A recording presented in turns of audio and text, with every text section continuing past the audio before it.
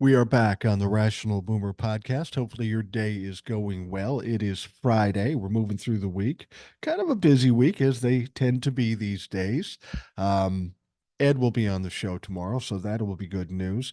Thanks to Old Soul for being on yesterday. It's always a great show with Old Soul. I've got some other listeners coming up. I think Dan's coming up Sunday and some other folks. So we've got a lot planned for you on the Rational Boomer podcast. And we've got a lot of stuff to talk about today, not to mention we have emails as we normally do. Before we get to the emails, I wanted to talk about a couple of things. From time to time, I get a message on the podcast, the audio part of the podcast website. They leave a message there. And I try to repeat them here on the podcast if I see them in time and if they, are lengthy enough to justify doing it. And I got one yesterday, and I'm not sure how to take it, to be perfectly honest with you. I think it was intended to be complimentary, but you'll see what I mean here. It came from somebody that just had a number for a handle. I don't know who it is, where they are, what they're about. But this is what they said. They said, your show is getting better every day. The word I would attach to it is substance. Now, again, that's a complimentary thing, but uh, getting better every day. I've done 1,100 plus podcast. Is it not till now that you're noticing that things are getting better or that there might be some substance? I don't know. Uh, Leave it to me to take it in a negative way. I'm sure they meant it in a positive way. But, we've been doing this a fucking while. When I used to do traffic reports and I did it for 27 years, people would come up to me and say, You're really good at this. And I said, Well, I better be fucking good at it. I've been doing it 27 years. If after 27 years I'm still not any good, maybe I should look to another job. And the same goes for the podcast. If after 1,100 podcasts, I don't have it nailed down, I probably shouldn't do a podcast. But anyway, thanks for the comment. I'd love to give your name, but I don't know what it is. I know how you sometimes like the Junie stories, my granddaughter, and my wife and I were over watching her, and I talked about some of the things that were going on the other day. But there was one other instance that I forgot to bring up that, again, I don't know how to take it. Um, my granddaughter is in your face, pretty bold. And she and I have this thing where we give each other a hard time. She gives as good as she gets, and she's getting better at it every day. I can't imagine what it's going to be like when she's in her teens. I'm in some deep ass trouble. Anyway, I'm at her house, and grandma's over there, and they're doing whatever. And I walk by the bathroom, and there's Junie going to the bathroom. And she looks at me and she goes, Privacy, please. I say, How about you close the door? She says, You close the door. Okay, I close the door. Don't think anything of it. Now, you have to understand if you're grandma or grandpa and you go into the bathroom at her place, you better lock the door because Junie will walk right the fuck in no matter what you're doing. And so every time I go into the bathroom, I lock the door and I'm in the bathroom at this point, strictly going number one. And she comes pounding on the door, Grandpa, Grandpa. I said, What, honey? She goes, Are you stinking up the place again? And I'm going, Where the fuck does that come from? I've never done that in my son's house. I don't even know what the fuck that means. I later found out that one time when we were there before, my wife was in there and she's kind of OCD about stinking up the place. And for whatever reason, she's really self conscious with my sons. I go, Why are you afraid of these two? Why do you feel like you've got to act a certain way? They know us better than anybody. So, anyway, she was in there and she was a little concerned about the odor in the room. And then I don't know why she didn't go number two either. But what she did is she sprayed a bunch of Febreze all over the place. And then after he came home and we left, I got a text. Did something go wrong in the bathroom? I'm saying, oh shit, he's got a nose like his mom. And and I said, nothing that I know of. Why? He says, well, it smells like soap in here. It's got a weird flowery smell. And I said, oh, okay. Okay. Your mom sprayed a shitload of Febreze in there for whatever reason, so that's all it is. He goes, "Oh, okay, good. I don't. I was afraid something was spilled, or we have to clean something up, or something." So Junie was not questioning whether I was going to the bathroom. She was wondering if I was spraying Febreze all over in the bathroom. It's still a little disconcerting when your granddaughter says that to you through the door. It's weird. Of course, I still have a cold. It's not really hit me too hard. My wife has got me taking Zicam, which is zinc, and that's supposed to temper the cold a little bit, and it seems to work pretty much. But I still have the cold going on, drinking water, doing the best I can. If it bugs you, too bad. Deal with the shit. All right. Now to the emails. Mike, my name is Sid. I'm also a boomer, and I really would like to thank you for making me fall asleep. They just keep fucking coming. Don't get me wrong, it is actually a compliment. Yeah, right. I'm hearing a lot of compliments these days. I do have kidney failure, and I'm on dialysis 3 times a week. I also have my own business and a lot of problems to solve. When you add serious health issues with a shitload of business problems, insomnia becomes practically inevitable. I tried just about everything to help with my insomnia, but some days nothing works. At this moment, it's 3:30 in the morning. My wife is sleeping, and I'm here writing this email. A few years ago, I noticed that when I used to watch Chris Matthews on Hardball, I would not last 5 minutes and fall asleep. I did agree with most of the stuff that he was saying. Otherwise, I would not be watching. But his voice was very monotonic, and it would make me fall asleep on the sofa. On the other hand, if I watched someone like Hannity, the opposite would happen because I would feel like puking and get very pissed.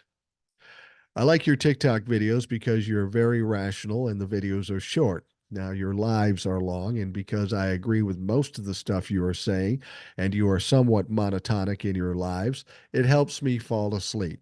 Funny, the other day I started watching a video with Michael Moore. I didn't last 3 minutes. His voice is also monotonic. Anyway, this email is basically to thank you for your work, also to help me fall asleep. I also like to talk with rational people when I can because it's becoming increasingly difficult to find rational people nowadays due to the fact that people are being radicalized via the internet. If you have any interest to hear what I think about politics and other stuff, just write me back. I believe you're not going to be disappointed. My wife called me eccentric all the time, and many told me that I think out of the box. A few years ago, I learned the name for this way to think is in one of the interviews with Neil deGrasse Tyson. He called it cosmic perspective. Once you acquire cosmic perspective, your way of thinking changes drastically, and you realize that you are indeed thinking out of the box. Best regards, Sid. Now, Sid, if you were talking about the idea of coming on the show and being on the show, you're more than welcome to do that. But I'm not going to email you and set you up to come on the show. All you have to do is send me an email like you did here. Say, I'd like to be on the show. I'll tell you when I'm available. You tell me when you're available. We'll work it out and we'll put you on the show. It's easy as that. All right. Next one comes from Belgium. Erwin from Belgium again. Every day I enjoy listening to your podcast because, well, it's rational and from a boomer. As Alona, your guest for the other day, pointed out, you have a canny mental skill to compartmentalize your feelings from your thoughts. In other words, to look at a situation objectively and with a clear mind and decide the actions to take, if any, from there. I do, much as some people think it's nuts. Now, that is indeed a handy skill that I wish every listener to practice, but many of us aren't there yet. Once in a while, when some bad news happens, we need to vent our feelings before we collect ourselves and move on. For example, when I do some carpentry and I hit my finger with the hammer, I'll be swearing a lot before I resume working. Seems like a natural reaction. That's what I feel many of your listeners do when they hear bad news, e.g., Trump's bond gets lowered by 60% to pay within 10 days. That's a hammer landing on a finger. So there's a lot of swearing at first. So don't be too harsh on your followers when we let some steam off after some negative Trump news comes our way. We need some time to cope with it. That's all. We'll be calm and collected and ready to move on afterwards. All the best and lots of success, Erwin from Belgium. Yeah, I get what you're saying. I get it all the time with my wife. You know, she'll be upset about something and she'll be going off, and I'll try to engage and try to figure out the problem. That's not what she wants to hear. She says you need to shut up and just listen and let me vent. And I don't understand that because I don't know what you benefit from that in my mindset. So, um, in the case with my wife, I just fucking do it because the alternative is not good. So I get what you're saying. I just get. Here's the thing: I'm not mad at anybody when I say stuff about that.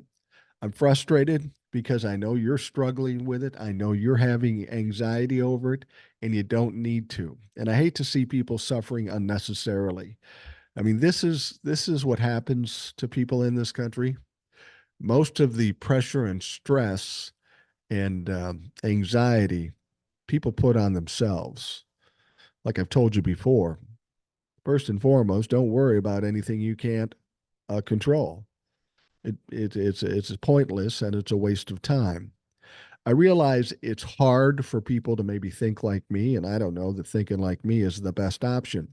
But I will tell you this: when it comes to how you react to things, it's important that you don't panic and that you don't lose your shit on something because you're bound to make a bad decision when you do that.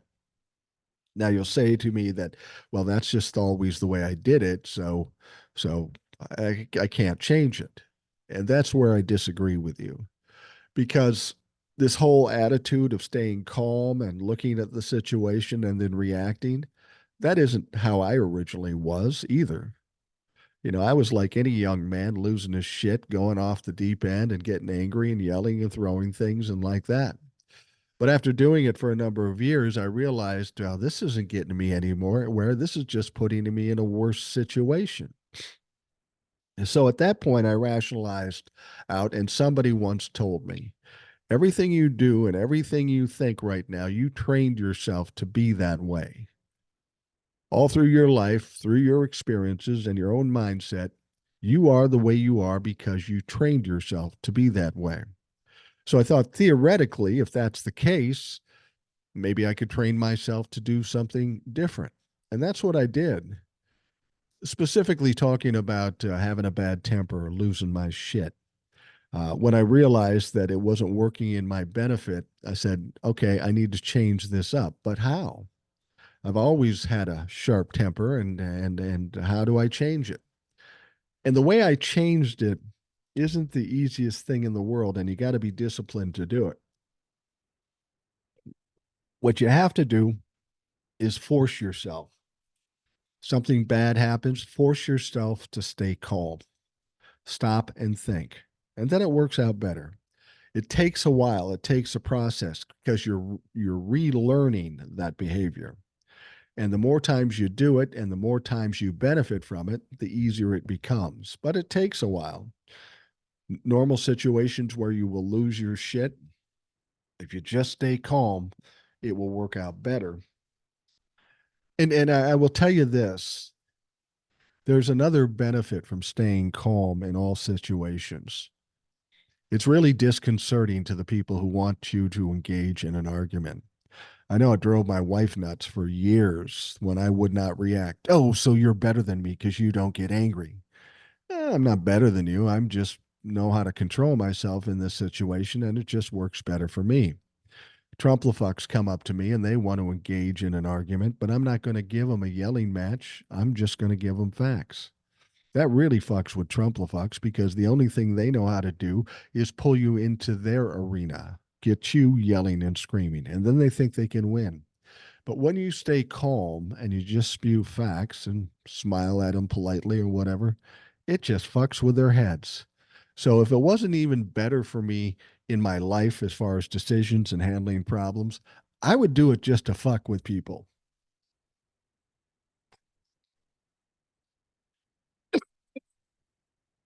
All right. Thank you, Erwin. Point taken. Next email says, "Hey, Boomer, thanks for reading my emails, especially the last one. You're right. I get a little negative at times. I'm a 72-year-old boomer who's had a few trips to the trauma room and has been awake at 3 a.m. staring at the ceiling, just like everyone else.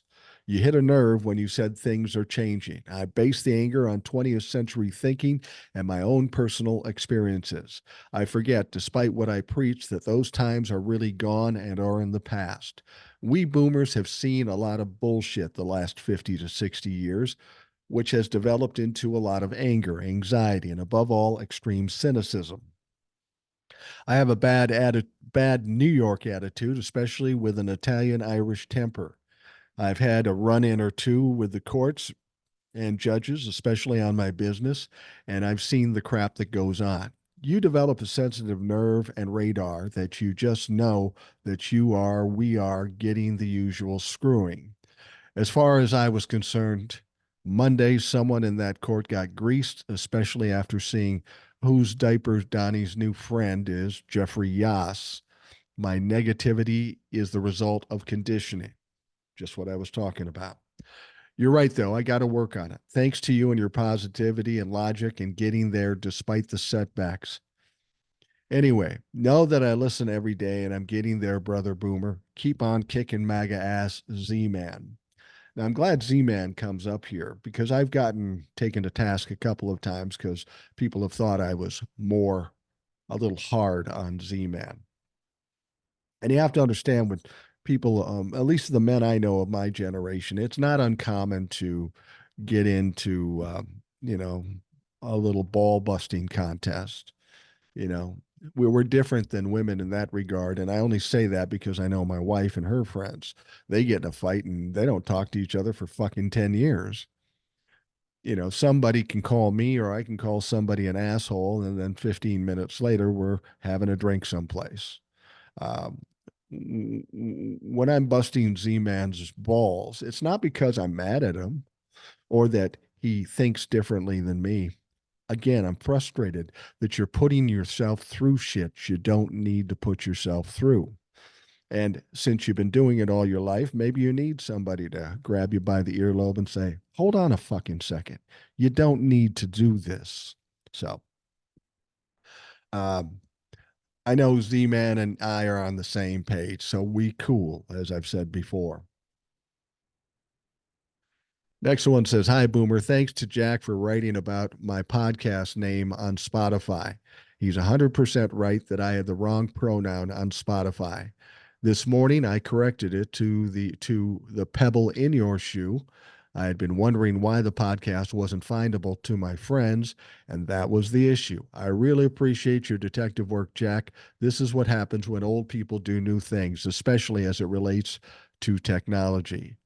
Regarding being the meat and not the lion, Judy is on to something. Think of it this way, Mike. The turkey is the main event at Thanksgiving.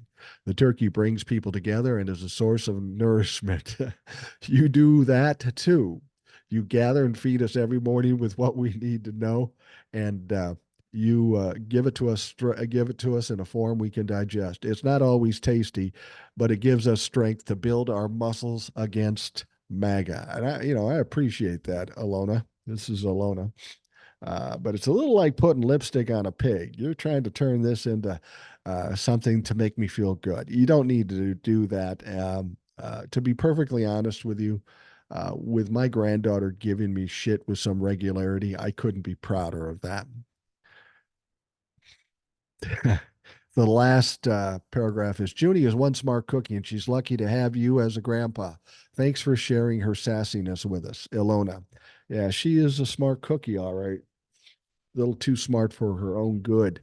And we get along. We're pretty tight. Not as tight as grandma. Grandma's the one, but I'm a good second in the situation.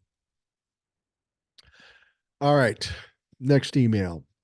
Just a note on the evolving MAGA election plank regarding inflation and with it, Trump's promoting tariffs again.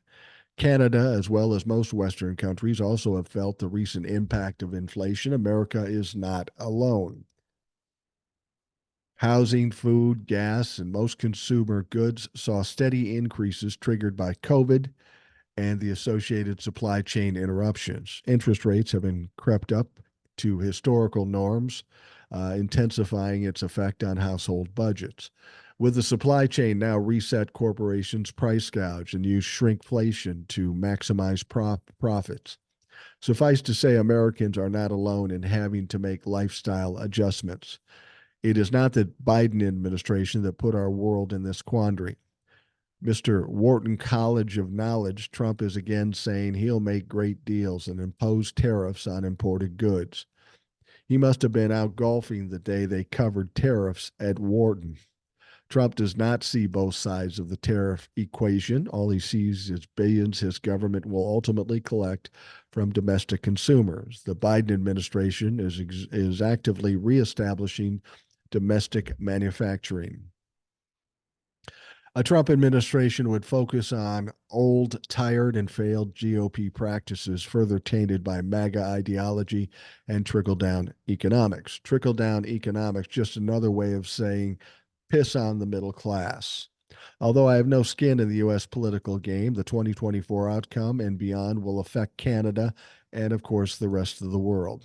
Go blue and better dead than red, i.e., MAGA. Paul. Thank you, Paul.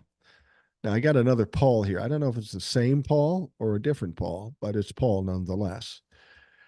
He says, "Hey, Mike, I know we both agree Dirty Diaper Donnie has no shot at winning the election. Just wanted to add a little fuel to the fire. I recently read where all the COVID related deaths over the last 2 years and still presently happening are almost all by people who refuse vaccinations. Newsflash, only the idiotic, blind, inexplicably loyal MAGA sheep are refusing the vaccinations. Oh, and those people that follow RFK Jr., too. So every day, the shit stained megalomaniac loses a couple more votes. Considering he's already behind in the race, there's only going to become more one sided after a few indictments.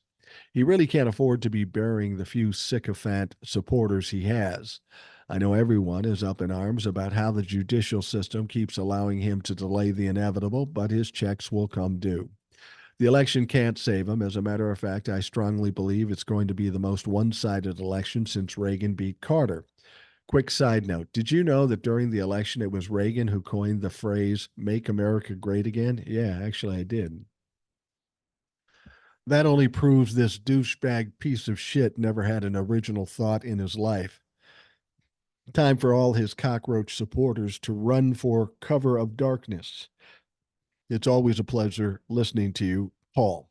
Thank you very much, Paul. Very insightful.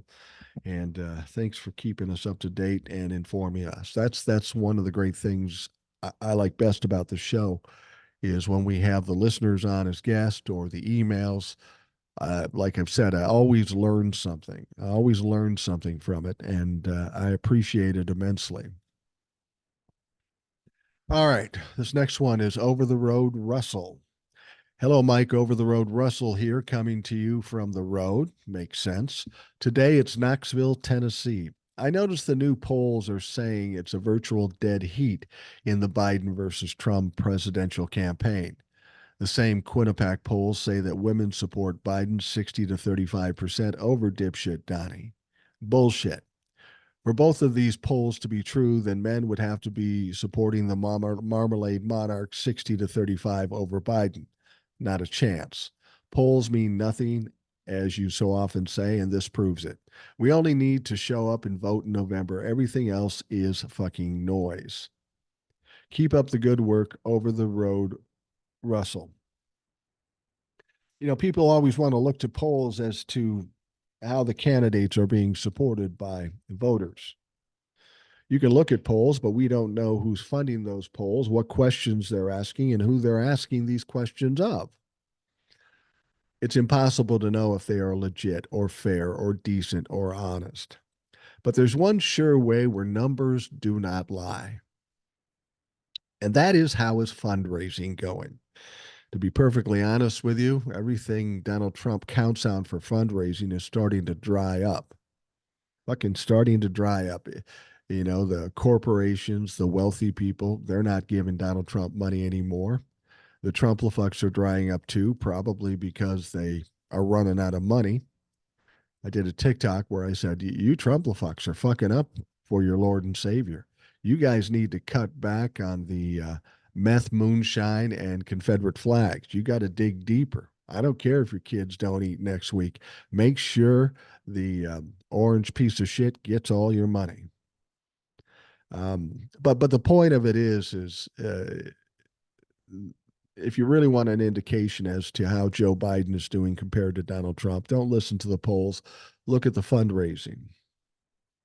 Now, since the start of the year, since the start of 2024, Joe Biden has fundraised double what Donald Trump has. Donald Trump's all about money. He thinks that's the thing that makes the world go round, but he can't even come close to Joe Biden.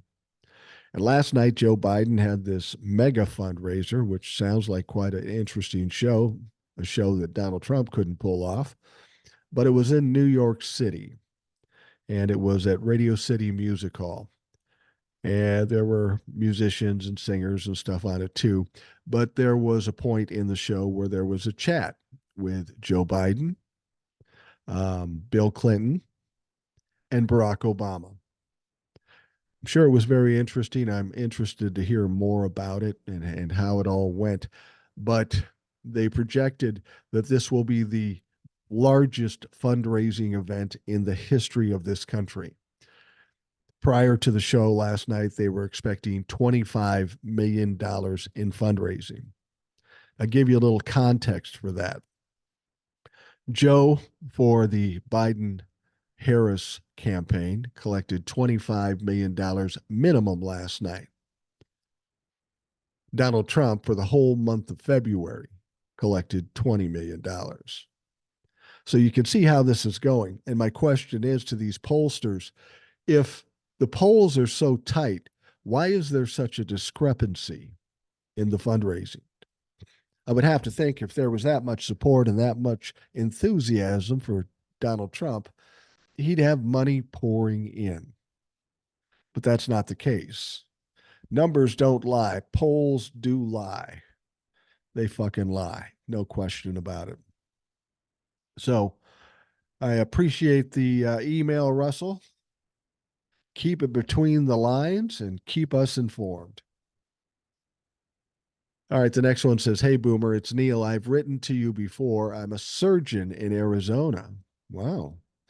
First off, I love your podcast. I'm admittedly addicted. I listen every day on Spotify on my way to work or to and from work. There's no question that listening to you puts me at ease during this very tumultuous time. I love when you have Old Soul on with you, and I really have taken a fondness to Eric from Iowa as his opinions are sharp and on point. Here's my concern and question. Now, I agree that Dirty Diaper Donnie's chance of winning a general election is slim, very slim.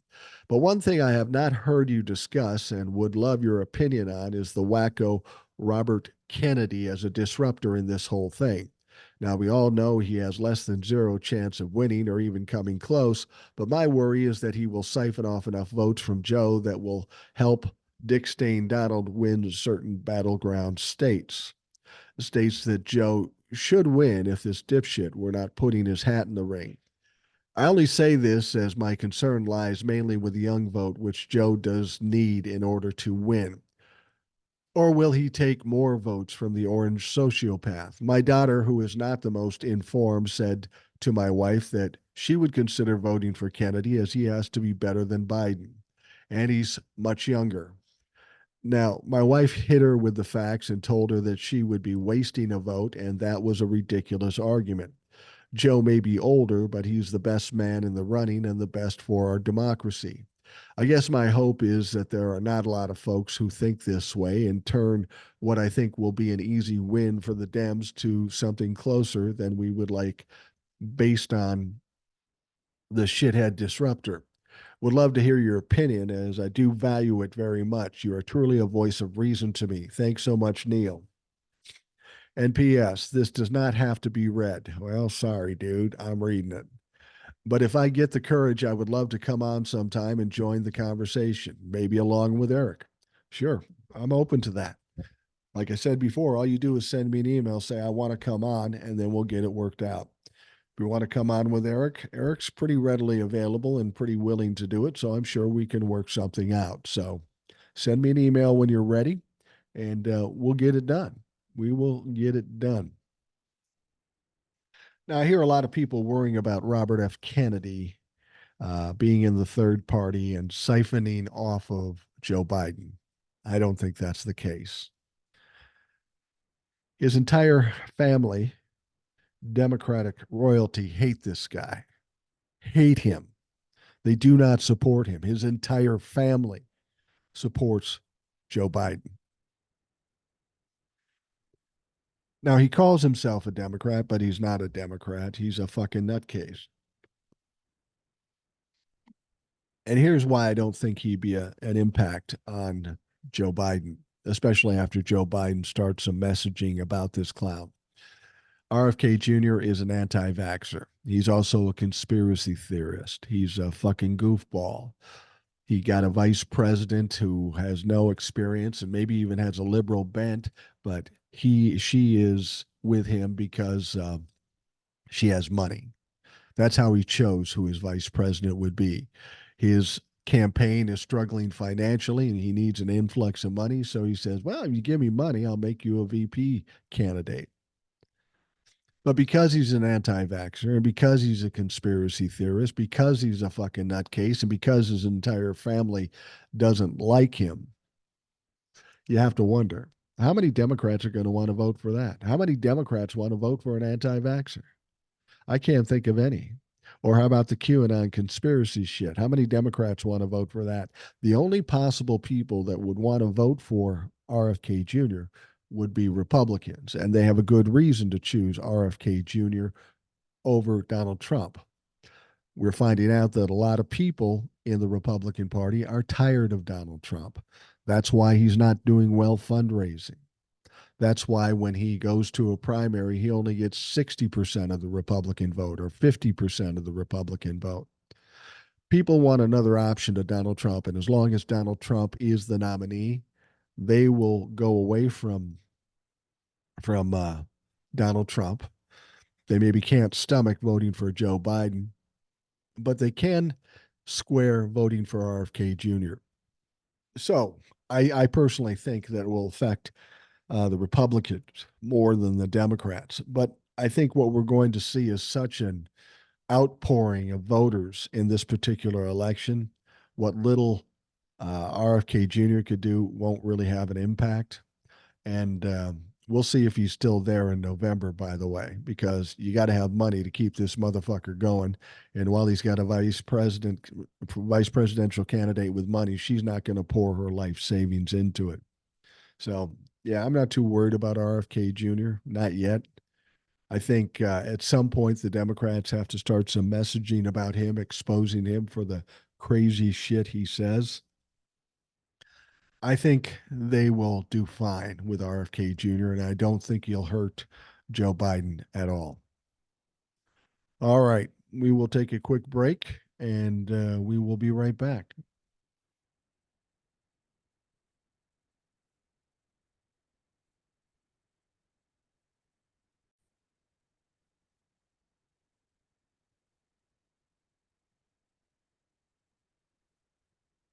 Well, I don't know if you heard this story, but I think you'll get a kick out of it. Representative James Comer of Kentucky, Republican, of course, who chairs the House Oversight Committee, has formally asked President Joe Biden to testify in the impeachment inquiry against him led by Republican lawmakers. Well, isn't that clever? Are we still doing that? I mean, you got no evidence. Both your witnesses are in jail and assets for China and Russia. What possible questions could you possibly ask him? And are you going to do it behind closed doors or are you going to do it in public? Let me ask you this. Donald Trump was impeached twice, and there were investigations and hearings. How many times did Donald Trump testify? Oh, that's right. Never. I don't know what Joe Biden's going to do with this. It depends on how it all plays out because he may see it as an opportunity to expose these buffoons. What the Republicans are trying to do, if they want to get them behind closed doors, they want to try to do what they intended to do to Hunter Biden by doing the interviews or the deposition and then coming out and lying about shit. That's one option. The other option is that they know that Joe Biden will say, fuck yourself. I'm not going to even dignify this bullshit with no evidence and no witnesses. I'm not dignifying it. So then they'll come out and they'll say, see, he's too afraid to come. He's too afraid to come. I don't know what he's going to do. I don't think there's any advantage to him doing it unless he can do it in public and he gets the help of the likes of Eric Swalwell, Jamie Rashkin, and all those folks. But like I say, what's the point of dignifying it? The whole investigation, the inquiry is a fucking joke. They have yet to come up with any evidence. So what would justify bringing the president of the United States in for a deposition? Especially when your boy didn't come in at all and he actually got fucking impeached. They took a vote and they impeached that motherfucker and he still didn't come in for the interview. These guys are like a dog with a bone. They're still trying to do this impeachment thing, and they've already lost a number of times. They can only come out of this getting embarrassed. The only thing I'm happy about is the moment this came out, Swalwell and Rashkin and Katie Porter and all AOC, their minds were fucking spinning. They're trying to come up with ways, and Moskowitz coming up with ways to embarrass these motherfuckers. So I'm anxious to see how this is going to turn out. But I'll tell you what, if Joe Biden sat down with these folks, he may be 82 years old, but he'll still outthink and outtalk most of those Republican motherfuckers. Now, in a letter to Biden on Thursday, Comer said it is in the best interest of the American people for the president to answer questions about whether he was involved in his son's foreign business deals. It's in the best interest. We've already established he isn't. You don't have any reason to question him about it. It's only in the best interest of the Republicans trying to get some gotcha. No, it's not in the country's best interest. You know what's in the country's best interest? Maybe coming up with some bills that actually help the people in this country and the country itself. That might be a good thing. Instead, you want to fuck around from what little time you have and do nothing. Maybe you should wait a couple days. Maybe this is the one thing that will get some of the other Republicans that are going to bolt, like Gallagher and Buck, and then all of a sudden you don't have the fucking majority anymore. Look for something like that to happen. Republicans, the vast majority of the Republicans understand what this situation is. They don't want to be part of it. So we could see some more defections here. At least I'm hoping so. Now, the White House responded by pointing to a social media post that last week where Biden spokesman Ian Sams wrote LOL alongside a facepalm emoji after Comer first said he'd seek Biden's testimony. Comer knows 20 plus witnesses have testified that POTUS did nothing wrong, Sams wrote. He knows that hundreds of thousands of pages of records he's received have refuted false accusations. The request for Biden's testimony is something of an admission that the investigation has hit a dead end. It's unlikely the House will vote on articles of impeachment against Biden, and Comer has recently talked up criminal referrals to the Justice Department as an impeachment alternative. Several of Hunter Biden's former business partners have testified that Joe Biden did not participate in his son's money making schemes, but they described occasions when Joe Biden greeted his son's associates in person, or made small talk on a speakerphone call, which isn't illegal and is nowhere close to coercing the president of Ukraine or the Secretary of State of Georgia. Comer said the witness testimony and other evidence showed Biden was indeed involved in these pay for influence schemes and that he had been repeatedly untruthful regarding a matter relevant to national security. No, that's not true. None of that's true. And his own fitness to serve as president. No. Let's get Donald Trump to fucking testify for anything. He didn't testify for January 6th. He didn't testify in the impeachment. So fuck yourself.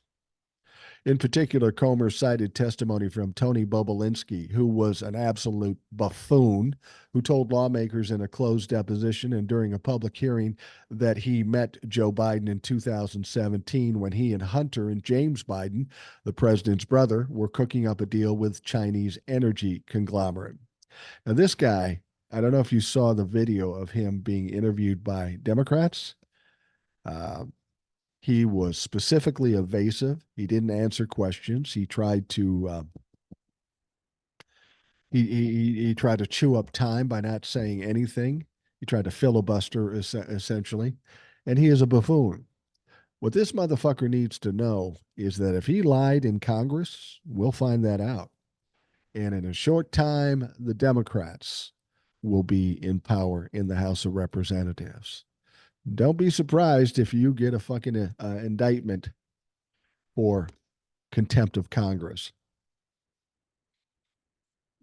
Bobulinski said he met with Joe Biden multiple times to discuss the broad contours of business dealings in 2017, but by his own account, he had two conversations with the president, and neither was about the deal at hand. The second occurred while Biden was walking to his car after making a speech.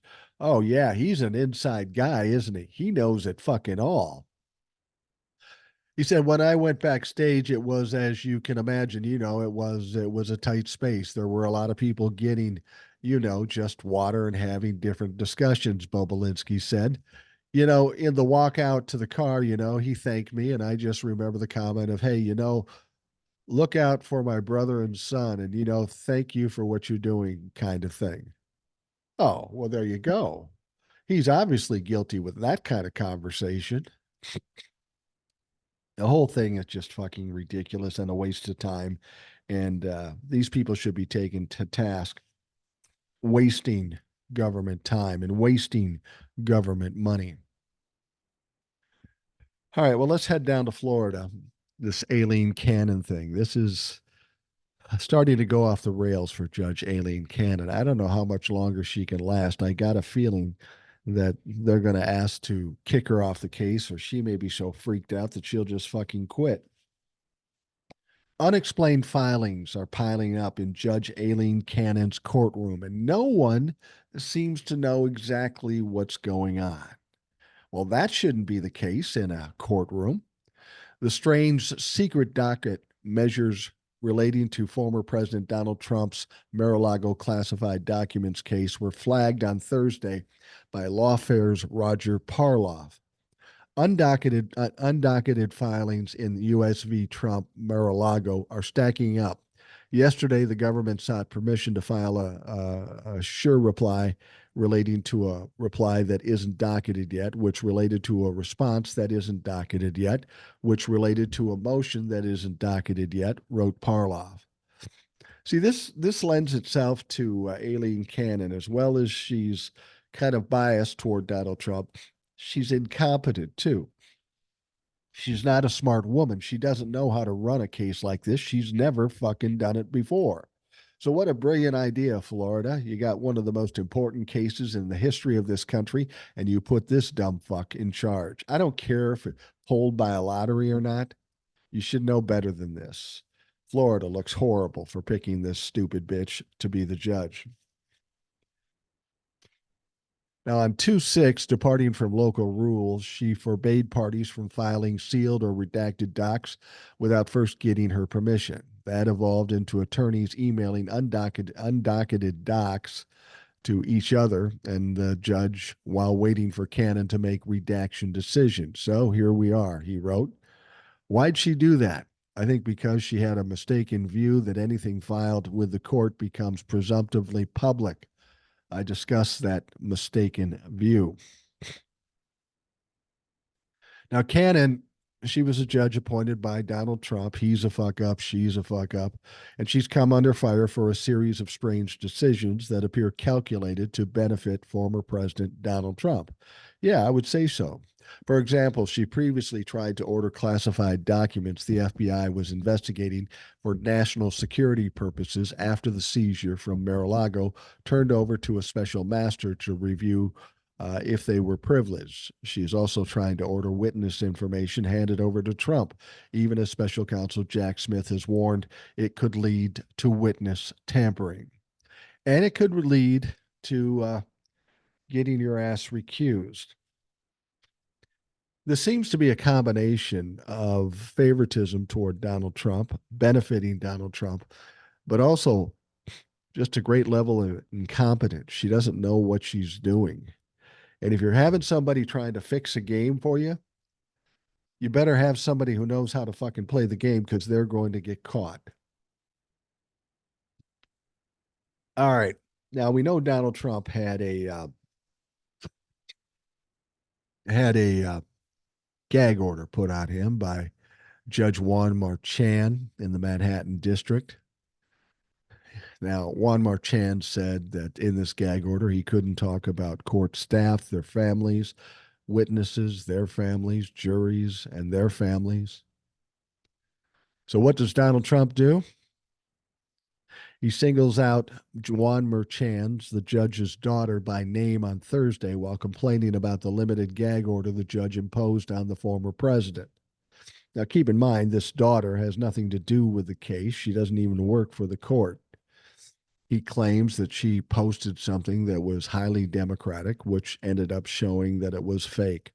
I wouldn't be surprised if somebody from the Republican Party or Trump-la-fuck specifically created this meme, put it out there in order to have something to bitch about. That sounds about the speed of Donald Trump and his people. Now, Merchan is presiding over Trump's criminal trial in Manhattan. That's going to start April 15th. They tried to get it delayed, but that shit is coming April 15th. And you better believe that Donald Trump is shitting his pants. Former president is charged with falsifying business records to conceal hush money payments to cover up extramarital affairs. He pled not guilty. A lot of people think this case is about hush money to Stormy Daniels. It is not. It's about election interference and flat out fraud and hiding money and mislabeling money. The whole intent of this was to cover things up for the election so it didn't get out and hurt his chances to be elected in 2016. All of that is quite illegal. Donald Trump knows this. Donald Trump can't prove he didn't do it because it's all in documentation. So Donald Trump is freaking out at this point. Now, as he's done in other cases, Trump has attacked the judge and others involved in his prosecution. That prompted Merchan to impose a limited gag order meant to prohibit Trump from issuing statements that harass court staff, the prosecution, and members of their families. He didn't mention the judge or his family. So that's why Donald Trump thinks he can get away with this. Now, on Thursday, Trump name checked Merchan's daughter, Lauren Merchan, as a rabid Trump hater and Democratic operative. Well, who doesn't hate Donald Trump? People will say that like I should be shamed about it. You're just a Trump hater. Yeah, well, if you got a guy that sexually abuses numbers of women, is liable for rape, tries to overturn an election, undermine democracy, overthrow the country, yeah, I hate the motherfucker. And it's justified. Now, former FBI general counsel and ex Mueller team investigator Andrew Weissman appeared on MSNBC's The Readout, where Joy Reid asked, what, if anything, Judge Marchand can do? Andrew, I cease to be able to be surprised, except that Donald Trump is now literally making up a story about Judge Merchan's daughter, posting it and railing about it, naming her by name, she said. And there's still nothing anyone can do to stop it. Now, he went on to say it actually is something that could be stopped. He replied the gag order could apply to both the judge and the judge's family. And this is one where, as a matter of grace, the judges have not imposed the gag order as to themselves. And judges, I think, bend over backwards. But it will be interesting to see whether Judge Merchan does expand it. And he certainly could do that. And he certainly should do that. There's no reason his daughter, an innocent party, should be sucked into this thing, as Donald Trump tends to do. Weissman concluded his response by saying Trump's behavior should not be normalized and wondering aloud about the levels to which the former president is willing to stoop. Well, clearly he's willing to stoop very low. It is true that you see this and you think it's just Donald Trump. It's just Donald Trump. More of the same. It is really important not to just normalize this. I mean, so many people talk about sort of predicting what would a Trump 2.0 administration be, and should we really think he's going to be a dictator, and what will happen. And my response to that is you can look right now at what he's doing and saying. And for people who are fair minded, I would say, what do you say about somebody who attacks the daughter of a judge? I mean, is there no depth to which you will descend? It is so important to not get inured to what this is. And I tend to agree. Juan Marchand isn't a guy who likes to pussyfoot around. I have a feeling he's going to have a response to this and he's going to shut Donald Trump down. But if he continues to violate the gag order, then we'll see what Judge Juan Marchand does. He'll probably give him one warning, and then they'll have to do something. And I wouldn't be surprised if they decided to put Donnie in lockup for a couple of days. All right. Democratic strategist James Carville predicted on Thursday that independent presidential candidate Robert F. Kennedy will siphon more votes from President Donald Trump than President Joe Biden in 2024. Great minds think alike. James Carville is kind of a goofy fuck, but he is a smart motherfucker. Now, during an appearance on MSNBC's The Beat with Ari Melber, Carville told host Ari Melber, I actually think Bobby Kennedy might hurt Trump more than he hurts Biden. He explained, I think there's a certain percent of people in our country that are just like, just fuck the whole thing. And Biden is not going to get any of the fuck it all vote. Okay. Before adding, now that worries me. What worries me is Cornel West and Jill Stein because they're going to get some of the a fuck it all vote too. Carville then launched into an impression of West before observing he's got some charm that Jill Stein never had, but I don't see him getting a whole lot of votes, but I see the possibility that he's going to take something out of our hide. Carville warned that the biggest threat to the Democrats in 2024 could be the centrist political organization No Labels. I tell you what, if Cornel West does take something um, out of Joe Biden, I'm going to be interested to see how he does after that. If he was part and parcel to Donald Trump getting elected, Cornel West won't be able to go anywhere, certainly in the circles he's used to going into. I don't know the whole point of this. This seems all about ego. He's not somebody that supports Donald Trump, but the ego's bigger than the common sense, apparently. Carville warned that the biggest threat to Democrats in 2024 could be the centrist political organizations No Labels. Yeah, but they don't have a fucking candidate yet. And anybody they get isn't going to be worth a shit. He said the big question is no labels. I think no labels with certain candidates would help Donald Trump pretty clearly. Now, Senator Tim Scott took a different view on Kennedy during an interview with Newsmax host Eric Bolling on Wednesday, predicting the Kennedy campaign would bleed votes from the Democrats to Trump's advantage. Well, of course he would say that sycophant suck ass. What has Tim Scott said that has been correct in recent times? Having that third party candidate on the ballot, no matter the choice for vice president, is going to bleed votes from the Democrats, said Scott, who described Kennedy's running mate, Nicole Shanahan, as a dyed in the wool liberal who wants a redistribution of wealth.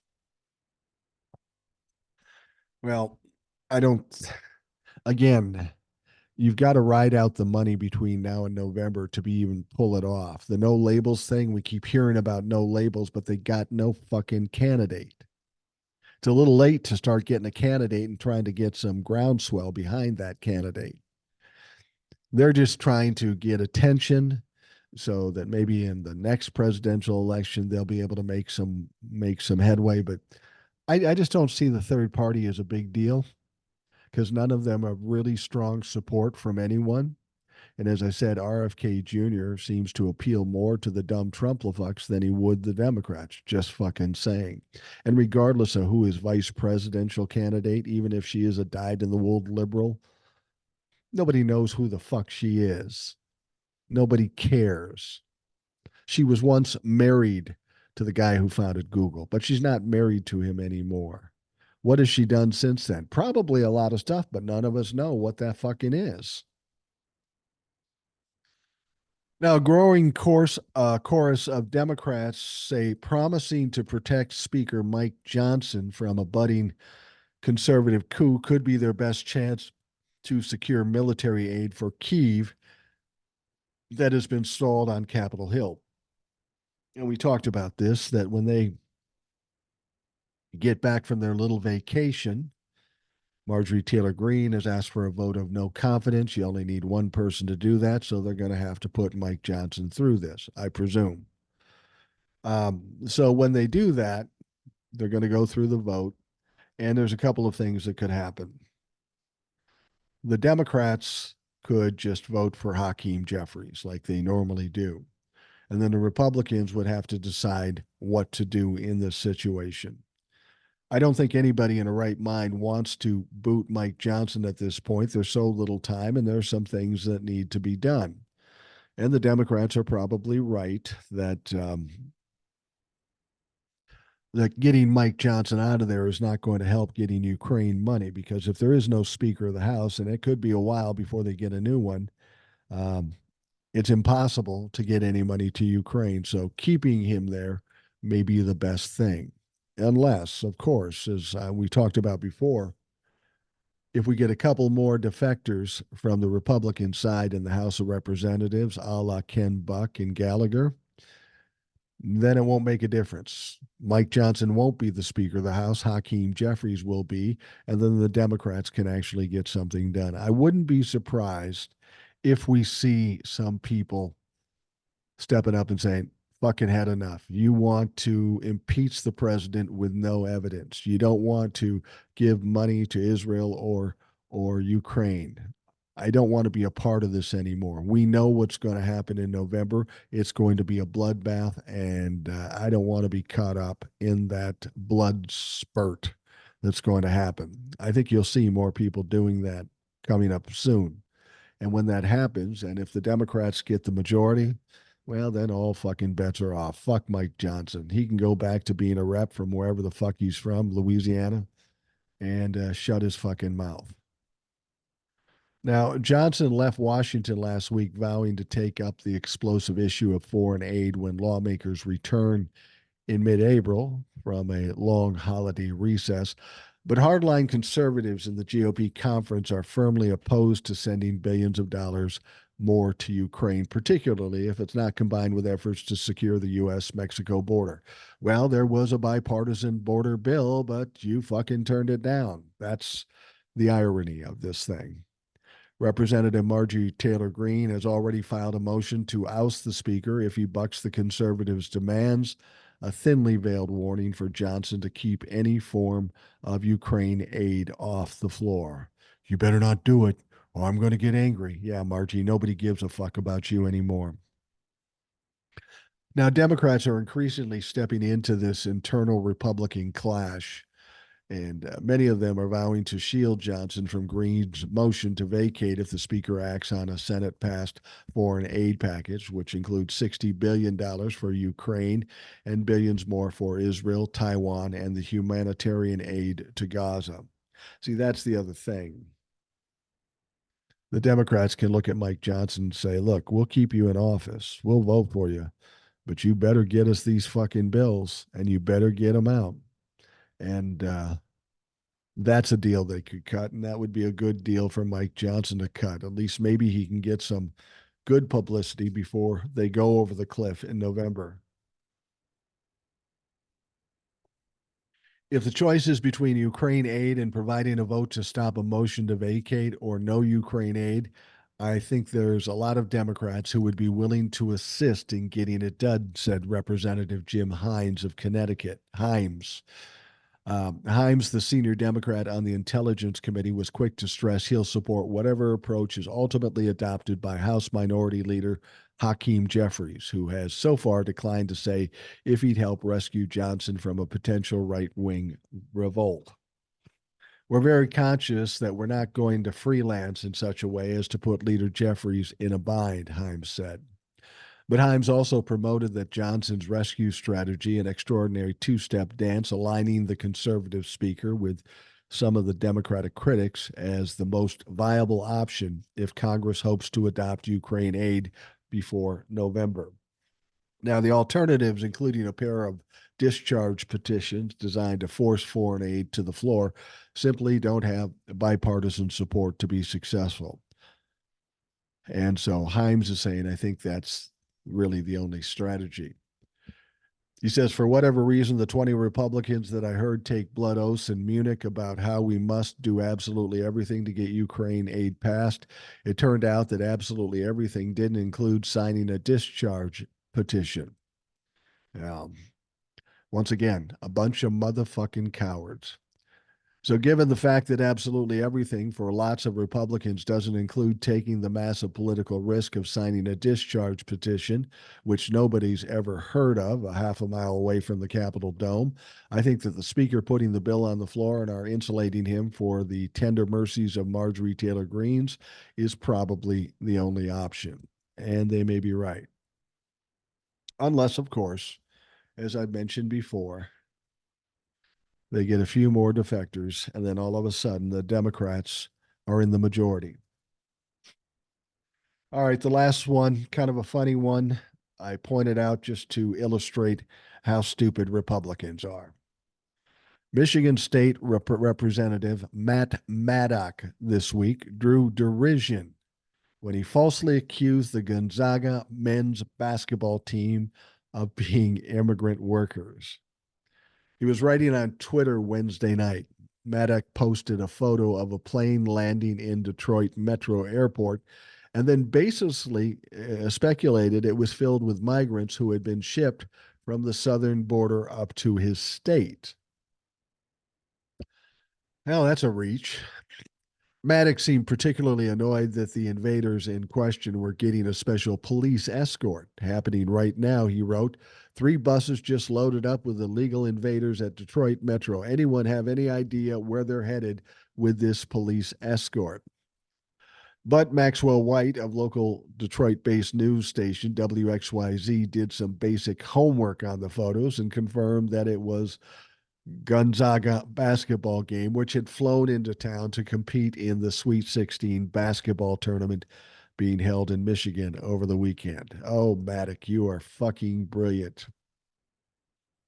He said, just to be clear, this was the Gonzaga basketball team, he reported. Photos showing Gonzaga getting on an Allegiant plane to Detroit for the Sweet 16, and flight radar shows a plane from GEG to DTW landed at 7:25 p.m. around the time the photo was posted. Maddox's tweet was quick to draw ridicule, as you might guess, from some Democratic politicians in his state and outside the state. Eric Swalwell wrote this. Hey, Einstein, your state is hosting the Sweet 16. Could it be a team bus? If it is, you will resign for your spectacular stupidity. Michigan State Senator Mallory McMorrow also piled on to mock Maddock. A sitting state representative sees a group of buses at the airport and immediately yells illegal invaders, which is pretty rude and also frankly dangerous. It's a dangerous way to greet the Gonzaga men's basketball team arriving for March Madness. One of Maddox's followers even informed him of this mistake, but the Michigan Republican replied by saying, sure, commie, good talking point. See, this is what I mean. They can be proven wrong, and they don't say, whoops, I made a mistake. They just double and triple down, and they keep pushing forward. And Representative Maddock, you look like an absolute fucking dipshit. And I hope you get a lot of heat for it and it goes on a long time. All right. We are going to wrap up the Rational Boomer podcast. I want to thank you for taking the time to listen to the program. I hope you have a great day, and we will talk to you again tomorrow.